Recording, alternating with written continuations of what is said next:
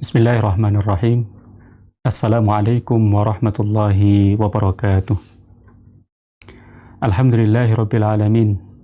Wassalatu wassalamu ala sayyidil mursalin nabiyuna wa imamuna wa syafi'una Muhammadin sallallahu alaihi wasallam wa ala alihi wa ashabihi wa man sara ala nahjihi ila yaumiddin.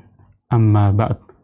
Allahumma 'allimna ilman ma yanfa'una wanfa'na bima 'allamtana wa zidna ilman ya rabbal alamin. Pemirsa Ibaska TV rahimakumullah yang dimuliakan oleh Allah Subhanahu wa taala dan yang berbahagia dengan kebaikan, dengan kesempatan pada kali ini kita melanjutkan kembali kajian dari Tibyan fi Adabi Hamalatil Quran, keterangan dari Imam Nawawi rahimahullah dalam adab-adab bagi para pengemban Al-Quran. Kita melanjutkan kembali dari pembahasan-pembahasan yang sudah kita kaji bersama di Ibaska TV ini, yang mana pada kesempatan kali ini kita akan meneruskan pada bab tentang adab seorang muta'allim, ya, masih di bab keempat, yang pada fasal kali ini adalah tentang memulai atau tentang berawal-awal atau datang lebih awal untuk mentasmi'kan atau untuk menyetorkan hafalan Al-Quran kepada gurunya, kepada syekhnya. Qala al-muallif rahimahullah wa nafa'ana bi'ulumihi fi daraini amin. Wa yanbaghi an yubakkira bi qira'atihi 'ala asy-syaikhi awwal an-nahari li haditsin nabiy sallallahu alaihi wasallam, Allahumma barik li ummati fi bukuriha. Ya. Dan seyogyanya bagi seorang muta'allim, seorang penghafal Al-Quran yang masih berposisi sebagai santri di Ma'had Tahfidzul Quran, ya, dia hendaknya yubakkira, ya, mendahulukan atau berawal-awal, kalau bahasa Jawanya gasik, ya, terlebih dahulu, ya, memulai untuk setoran kepada syekhnya, biqiraatihi 'ala syekh, ya, untuk membacakan hafalannya atau mentasmi'kan hafalannya di depan syekhnya, awalan nahar, yaitu di waktu awal dari mulai waktu siang, atau kalau di sini bahasa kita adalah awal hari, yaitu waktu pagi, ya. Maka ini mungkin menjadi referensi bagi para pengurus lembaga tahfidz, ya, bahwa baiknya setoran hafalan Al-Quran itu ya memang di waktu-waktu fresh, waktu-waktu pagi hari untuk hafalan ziyadahnya, setoran hafalan barunya, ya. Kenapa hal ini?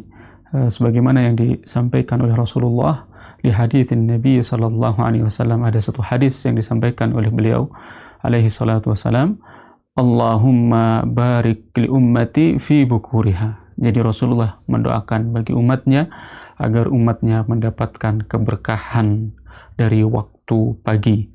Allahumma, ya Allah, barik, ya, berkatilah li ummati, untuk umatku, fi bukuriha, ya, di waktu pagi, di waktu awal dari siang atau waktu pagi. Nah, ini juga motivasi dari Rasulullah agar seyogyanya seorang muslim memulai aktivitas di waktu pagi dengan tetap membaca Al-Quran dahulu, ya, sebelum melakukan aktivitas-aktivitas yang lain dari pekerjaannya. Dimulai dengan zikrullah, ya, kemudian dilanjutkan dengan zikrullah, yaitu membaca Al-Quran, ya, kemudian memiliki wirid, memiliki rutinitas atau ketersambungan hubungan dia dengan Allah dengan cara mengingat Allah melalui membaca Al-Quran, ya. Hadis ini hadis yang sahih, ya. Ada sebagian ulama mengatakan hadis ini adalah hadis hasan, tetapi ala kulli hal adalah salah satu motivasi dari Rasulullah untuk umatnya, ya, agar menggunakan waktu pagi dengan sebaik-baiknya, bukan untuk kembali meneruskan tidur malamnya, ya, bukan untuk kembali melanjutkan dari istirahat malamnya, ya, tetapi untuk memulai aktivitas dimulai dengan membaca Al-Quran. Kemudian wayanbaghi an yuhafidha ala qiraati mahfudhihi, ya, dan seyogyanya bagi seorang muta'allimul Quran, ya, hendaknya dia menjaga ala qiraati mahfudhihi, menjaga dari hafalan, ya, mahfudhihi yang sudah dihafal, makro yang sudah dia hafal, untuk dijaga dengan baik, dipersiapkan dengan baik, ya, kemudian distorkan kepada gurunya, ya. Jadi ini juga memberikan isyarat kepada kita dari Imam Nawawi bahwa ketika mau menyetorkan hafalan kepada gurunya, kepada syekhnya, harus sudah siap, harus hafalannya sudah siap, ya, perfect begitu. Jadi makro hafalan yang distorkan sudah dia ulang-ulang terlebih dahulu, ya, sudah disiapkan dengan baik, ya, kemudian disetorkan kepada gurunya, sehingga ketika setor pada guru itu minim salah, kalau bisa perfect, tidak ada salah, ya, begitu. Wa yanbaghi an la yu'aththira bi naubatihi ghairahu, wa yanbaghi an la yu'aththira bi naubatihi ghairahu. Ya, kemudian juga seharusnya, seyogyanya bagi seorang muta'allimul Quran, penghafal Quran, ya, tidak berpengaruh, tidak terpengaruh binaubatihi ghairahu, dengan giliran selain dirinya. Artinya ketika di majelis halaqah Quran itu ada beberapa santri yang lain, beberapa murid yang lain, siswa yang lain, ya, ketika ada yang lain setor lebih dahulu, seharusnya dirinya merasa termotivasi. Oh, si fulan bisa setor lebih dahulu, saya harus besok mungkin ketika majelis halaqah lagi harus lebih dahulu daripada si fulan. Artinya ada berlomba-lomba dalam kebaikan, ya. Tetapi juga jangan sampai kemudian ketika ada yang lebih dahulu setoran pada syekhnya, dirinya kemudian menjadi down, ya, berpengaruh pada dirinya, sehingga dia merasa, oh ini saya kalah, ya, sudahlah biarkan dia lebih dahulu setorannya. Nah, ini tidak boleh, ya. Fa innal ithara makruhun fil qurabi, ya, karena sesungguhnya ithar atau mendahulukan orang lain daripada dirinya di dalam bab ibadah fil qurabi, dalam bab ibadah, ini bab ibadah yang sifatnya sunnah, makruh, itu dibenci, ya. Misalkan ithar pada orang lain, ya, agar dia azan, ya, dia ithar, ya. Kamu saja yang azan, saya dengarkan suara antum saja. Ini ithar dalam bab-bab yang ibadah yang sifatnya sunnah begitu, itu makruh, dan menjadi haram kalau itu adalah ibadah-ibadah yang wajib, ya. Kamu saja yang sholat fardu ini, saya enggak, ya, padahal itu adalah sholat wajib, ya, maka itu tidak boleh, haram. Tapi dalam bab sunnah masih makruh.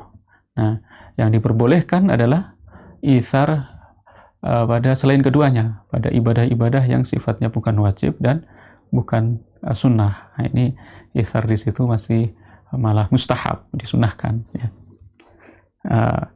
Kita baca, fa innal ithara makruhun fil qurabi, karena sesungguhnya ithar atau mendahulukan orang lain dalam bab-bab mendekatkan diri pada Allah dalam bab ibadah, makruh, itu makruh. Bi khilafil ithari bi khududhin nafs fa innahu mahbub, ya. Sebaliknya ithar atau mendahulukan pada bab-bab khududhin nafs, ya, bab-bab bagian nasib diri, bagian dari mendapatkan keberuntungan pada diri kita. Kalau kemudian itu sebenarnya untuk kita, nasib keberuntungan untuk kita, tapi kita minta orang lain untuk, kamu saja yang mengambil jatah keberuntungan itu malah mahbub, dicintai oleh Allah Subhanahu wa taala dan menjadi sunnah, ya. Jadi bab mendahulukan orang lain untuk setor, ya, itu sebenarnya Imam Nawawi memandang untuk setoran hafalan, ya, itu makruh, ya. Kalau bisa dirinya yang lebih awal, jangan jangan kamu saja yang setor dulu. Ini malah dipandang oleh Imam Nawawi sesuai apa yang beliau tulis di kitab At-Tibyan ini, itu sesuatu yang makruh, ya.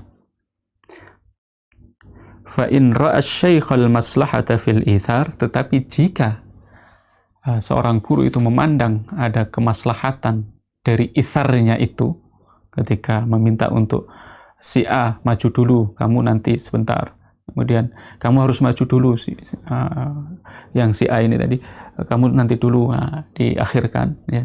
Jika syekh itu memandang untuk siapa yang maju terlebih dahulu dan siapa yang harus diakhirkan, ya, ada maslahat di situ, fi ba'dil awqat, di beberapa waktu, li ma'nan syar'i, karena ada hujjah, karena ada alasan syar'i. Mungkin gurunya melihat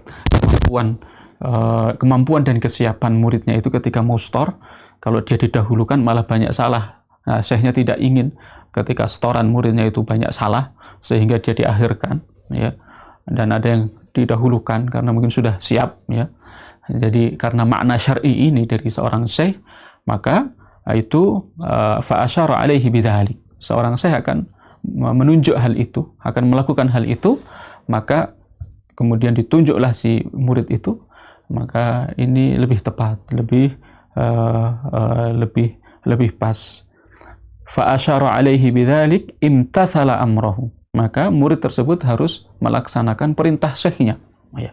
Jadi dia harus maju nomor 1 atau maju nomor 2, giliran dia menyetorkan nomor 3, atau giliran dia paling terakhir, atau dia mungkin di awal dia harus sudah siap gitu, ya. Kemudian dia merasa sudah siap, insya Allah ketika setoran tidak banyak salah, dia maju terlebih dahulu, itu sangat dianjurkan. Tetapi kalau kemudian seorang syekh memintanya untuk kamu mengalah dulu, ada yang lain yang harus didahulukan, ya, ini murid hendaknya melaksanakan petuah atau perintah dari syekhnya itu. Kemudian wa mimma yajibu alaihi wa yata'akkadul wasiyatu bihi, ya. Kemudian hal yang harus diperhatikan, ya, dan penganjurannya sangat, ya. Wa yata'akkadul wasiyatu bihi, ya. Dan penguatan wasiat kepada murid, ya. Alla yahsuda ahadan, ya, alla yahsuda ahadan min rufqatihi atau min rifqatihi, ya. Jadi dari hal yang harus ditekankan lagi, ya, sebagai wasiat seorang muallim kepada muta'allimnya, seorang syekh kepada muridnya, ya, alla yahsuda atau alla yahsida, ada dua cara baca, ya. Alla yahsuda atau alla yahsida, hendaknya tidak hasad, seorang murid itu tidak hasad ahadan, kepada salah satu min rifqatihi, dari temannya. Jadi budayakan suasana dalam satu majlis halaqah, ya, dengan temannya, dengan murid yang lain, untuk tidak hasad, tidak iri, tidak dengki kepada temannya. Saat sebenarnya dimanapun kondisinya, dimanapun waktunya, terlebih di saat ta'limul Quran, saat di halaqah Al-Quran, hendaknya tidak hasad kepada temannya, ya. Au ghairihim, atau hasad kepada yang lainnya, fi fadilatin, pada keutamaan yang Allah berikan, razaqahullah, yang Allah berikan rizki keutamaan itu, al-karim, Allah yang maha mulia, iyaha, kepada temannya. Jadi ketika ada temannya memiliki keutamaan, memiliki kelebihan yang Allah berikan kepadanya, kepada temannya itu, ya, razaqahullahu iyyaha, kepadanya Allah rizkikan, mungkin berupa kepandaian dia dalam menghafal itu cepat, ya. Dia mampu menghafal dengan makro lebih, satu hari dia bisa menghafal 5 halaman, 1/4 juz, kemudian disetorkan pada syekhnya, hendaknya teman-temannya atau kita sebagai temannya ya tidak hasad kepadanya, ya, tidak dengki kepadanya, atau mungkin ada perlakuan khusus dari syekhnya, mungkin dia setornya selalu lebih awal dan diberikan waktu lebih, ya, kemudian mengambil waktu yang lain, ya, yang mungkin ada sebagian yang diakhirkan, ya, itu tidak boleh kemudian murid hasad kepada yang lain, kepada temannya yang lain, ya. Wa an la ya'jiba, ya, wa an la ya'jiba bi nafsihi bima hasalahu, ya, wa an la ya'jiba wa an la yu'jaba, wa an la yu'jaba bima hasalahu. Dan hendaknya dia juga, mungkin ada murid atau muta'allim yang memiliki kemampuan lebih tadi, diberikan Allah keutamaan lebih, daya cepat menghafalnya, ya, ya, ini kemudian dia ketika diberikan rezeki itu tidak boleh ujub, tidak boleh menyombongkan diri, tidak boleh kemudian berbangga diri di hadapan temannya, ya, yang lain, ya, kemudian sampai muncul sifat kiber, ya, ini tidak boleh, ya, karena ini juga akan berpengaruh ketika nanti sudah selesai hafalan Al-Qur'annya. Ketika sudah selesai hafalan Al-Qur'annya, ya, dia kemudian belum bisa tawadhu dengan Al-Qur'an yang telah Allah titipkan di dadanya, di kalbunya, yang sudah Allah berikan keutamaan dia bisa menghafal Al-Qur'an sampai selesai. Nah, sangat-sangat berpengaruh. Sangat-sangat berpengaruh pada pribadinya. Dia belum bisa tawadhu, belum bisa berterima kasih kepada Allah, belum bisa merasa bahwa ini dari Allah. Ada peran Allah yang andil dalam kesuksesan dia menghafal. Sehingga apa? Sehingga dia tidak bisa mengambil manfaat darinya. Ini yang harus dijauhi oleh para pengemban Al-Quran, para penghafal Al-Quran. Karena na'udzubillah kalau ini kemudian berlarut,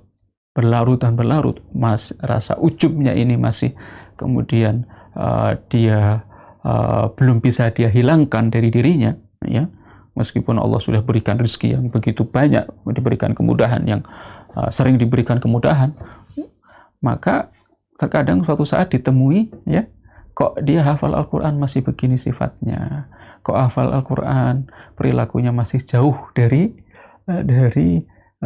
kekhasan para penghafal Al-Quran, ya. Ini sangat berpengaruh, ya.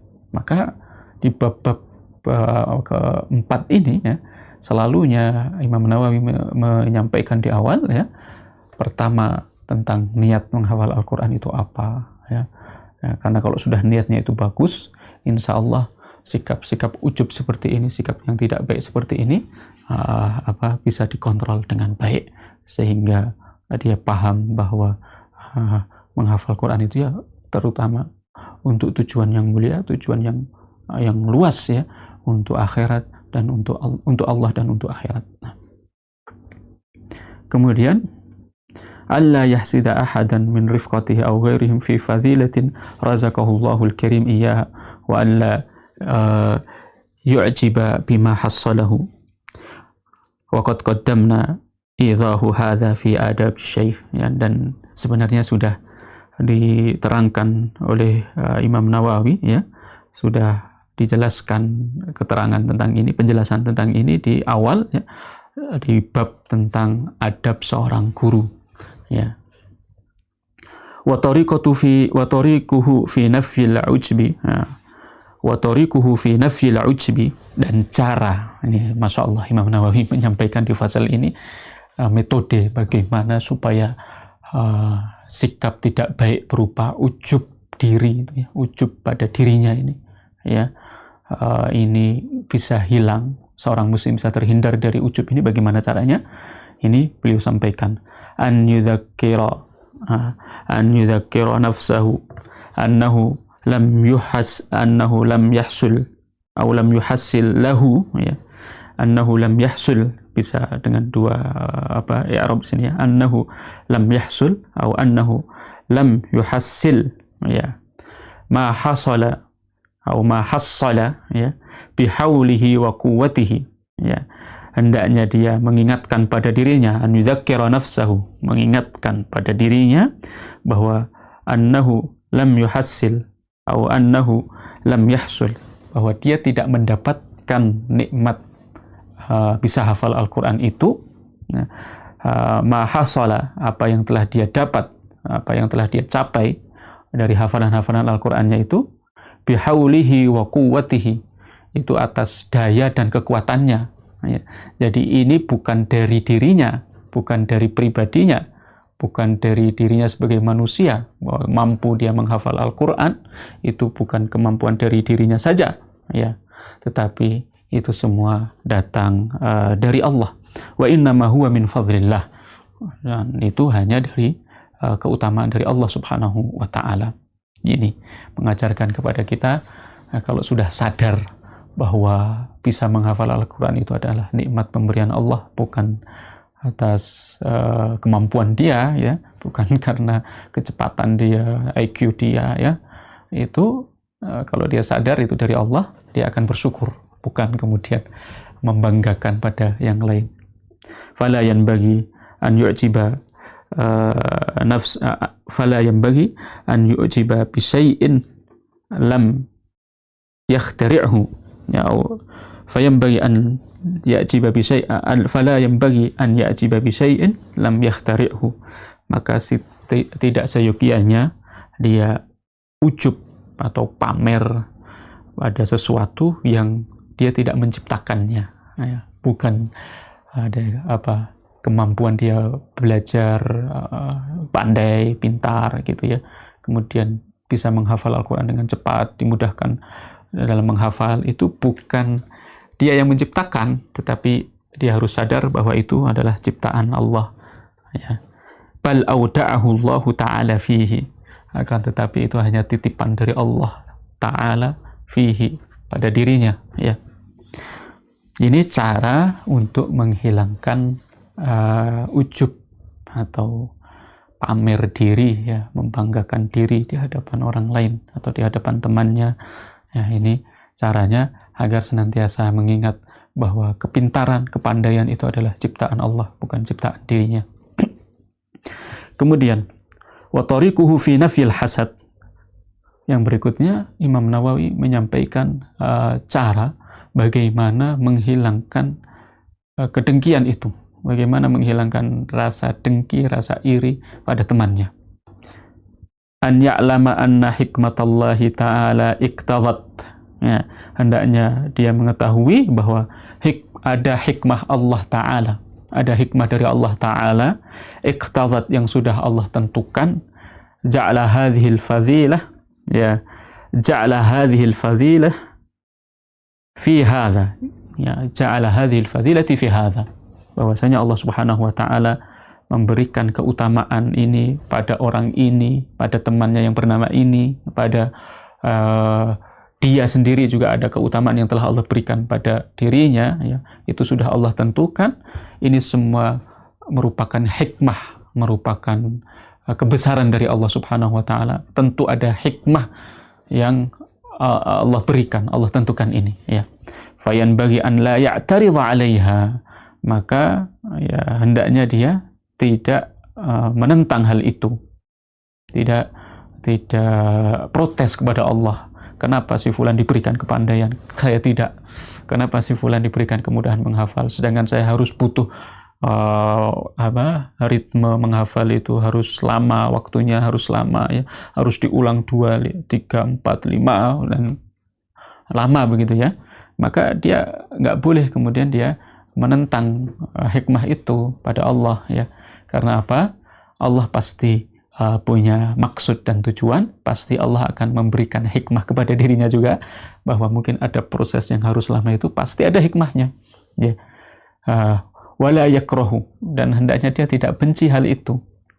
Hikmatun wala yakrahu hikmatan, ya, hendaknya dia tidak membenci pada hikmah aradahallahu ta'ala, ya, yang Allah inginkan pada hikmah tersebut.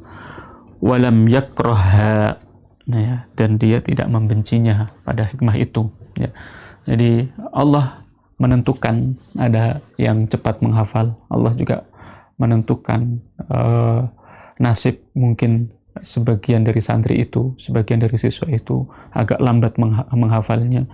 Ya, ini bukan untuk kita mendengki, bukan untuk santri yang lambat itu mendengki pada teman yang pintar, teman yang cepat menghafal, bukan. Tetapi hendaknya malah justru sadar pasti pada semua jatah dari Allah ini ada hikmahnya. Ya. Mungkin dengan dia membaca terus, mengulang-ulang terus, ya, semakin sering membaca untuk kemudian semakin sering menghafal, proses dia menghafalnya semakin sering dia baca terus, itu ada pahala-pahala yang banyak dari ayat-ayat yang terlafadzkan. Coba bayangkan dari satu halaman itu mungkin ada ratusan huruf, ya. Kemudian dia baca terus, satu halaman terulang 10 kali, 20 kali. Berapa kemudian kalau satu huruf ternyata dilipat gandakan 10 kebaikan, ya, berapa ribu kebaikan yang dia dapat, ya, saat dia susah-susah menghafal dan harus membaca berulang-ulang, tentu terus mengalir kebaikan-kebaikan tersebut, dan itu salah satu hikmahnya yang Allah inginkan agar muta'alim tersebut, murid tersebut paham, ya, dalam kesusahan dia menghafal, Allah inginkan kebaikan. Ini fasal terakhir dari bab keempat, ya. Kemudian nanti kita akan masuk pada bab yang kelima, ya. Kita ambil sedikit saja dari permulaan di bab kelima, ya. Dan bab kelima nanti adalah bab inti tentang pengemban Al-Quran, ya. Di bab kelima nanti bab inti dari kitab ini, ya, termasuk di dalamnya bukan hanya ditujukan kepada para penghafal Al-Quran saja, tetapi bahasa Imam Nawawi di sini hamilul Quran, yaitu kepada siapa yang ingin mengemban Al-Quran, ingin berdekat diri dengan Al-Quran, ingin mengilzamkan diri, mengharuskan diri dengan mulazamatul Quran, dengan cinta kepada Al-Quran. Jadi lebih umum bab kelima ini, ya. Termasuk di dalamnya bukan santri-santri penghafal Al-Quran saja, tetapi pada semua kaum muslimin yang ingin mencintai Al-Quran tentunya. Al-babul khamisu, adapun ini itu bab yang kelima, ya. Tentang apa? Disampaikan fi adabi hamilul Quran, fi adabi hamilul Quran, ya. Pembahasan tentang adab bagi para pengemban Al-Quran.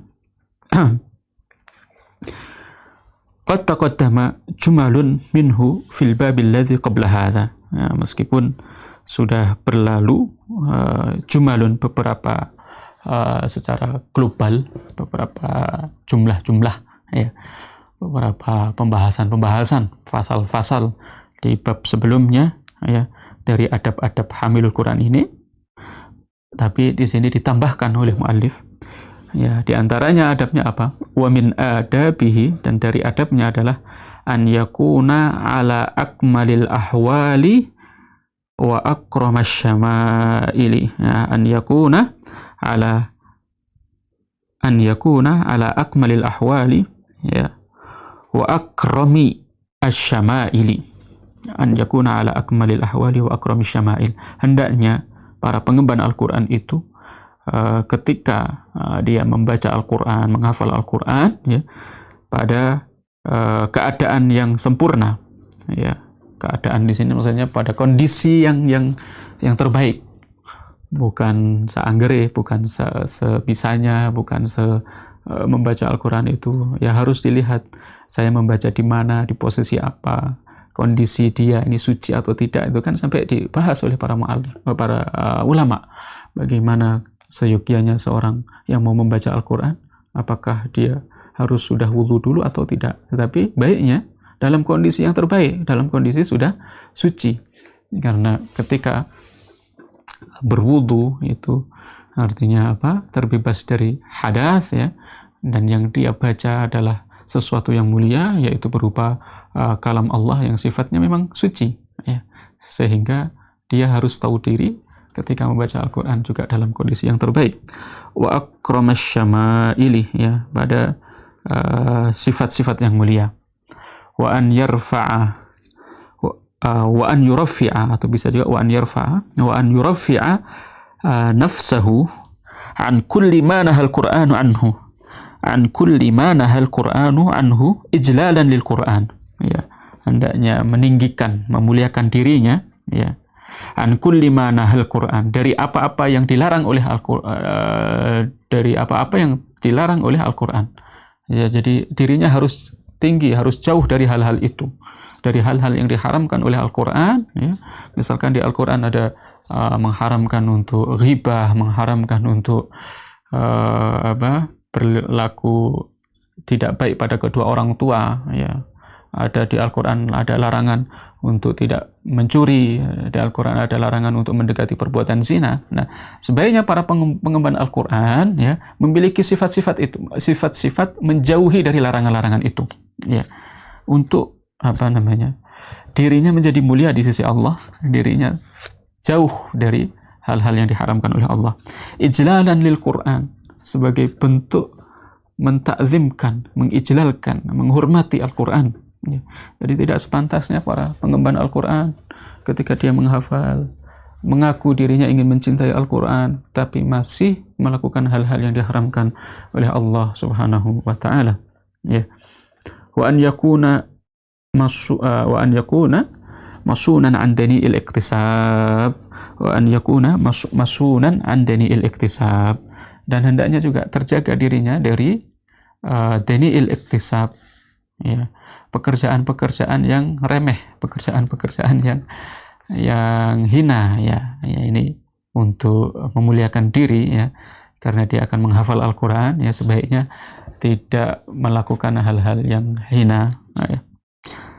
Syarifan nafs, ya, dan juga sebaiknya seorang penghafal Al-Qur'an itu memiliki sifat mulia, berwibawa, ya.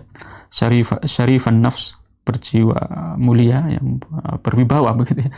Kemudian murtafi'an 'alal jababirati, ya, hilang, ya, jauh dari hal-hal yang lalim, yang tidak baik, ya, kezaliman, ya, berlaku zalim pada orang lain. Harusnya pengemban Al-Qur'an tidak melakukan hal-hal tersebut. Wal jufati min ahli dunya, atau tidak melakukan sebagaimana yang dilakukan pada umumnya orang-orang, ya, pada orang awam, yaitu mencintai dunia, ya. Ini penghafal Quran harusnya, atau pengemban Al-Quran harusnya istimewa, ya. Dia ketika mengomitmenkan diri untuk mengemban Al-Quran, mencintai Al-Quran, hendaknya juga harus paham kondisi, dia harus terbaik, ya. Dirinya juga harus memiliki sifat-sifat yang terbaik.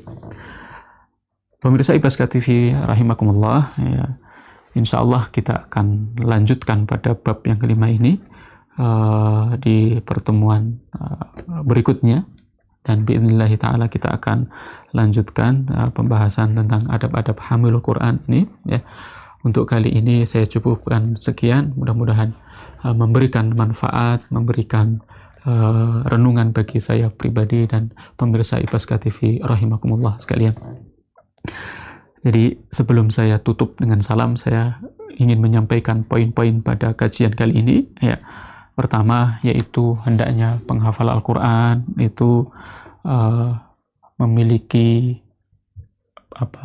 komitmen untuk semangat, ya, memulai hari, memulai di waktu pagi, untuk berlomba-lomba dalam melakukan kebaikan, utamanya dalam menyetorkan hafalannya. Hendaknya bisa lebih awal, ya, kecuali jika ada gurunya atau petuah gurunya agar dia setorannya dapat giliran akhir, maka dia harus sami'na wa ata'na, ya, melakukan petuah atau arahan dari gurunya, ya. Tetapi di sini ada satu doa yang disampaikan oleh Rasulullah, ya, agar umatnya diberkahi di waktu pagi. Maka sebagai penghafal Al-Quran hendaknya memperhatikan waktu paginya, waktu awal dari siang atau waktu pagi ini dengan sebaik-baiknya, bukan dengan untuk kembali melanjutkan tidur, ya. Kemudian tadi hendaknya juga tidak ujub diri, ya, tidak hasad pada temannya, tidak ujub membanggakan diri depan temannya. Kemudian tadi kita masuk bab yang kelima, permulaan, ya, hendaknya para penghafal Al-Quran itu atau pengemban Al-Quran itu, ya, mencari situasi-situasi yang terbaik dalam menghafalnya, dalam menyetorkan hafalannya, ya. Kemudian juga harus berperangai baik, ya, berperangai mulia tadi. Barakallahu fikum. Wassalamualaikum warahmatullahi wabarakatuh.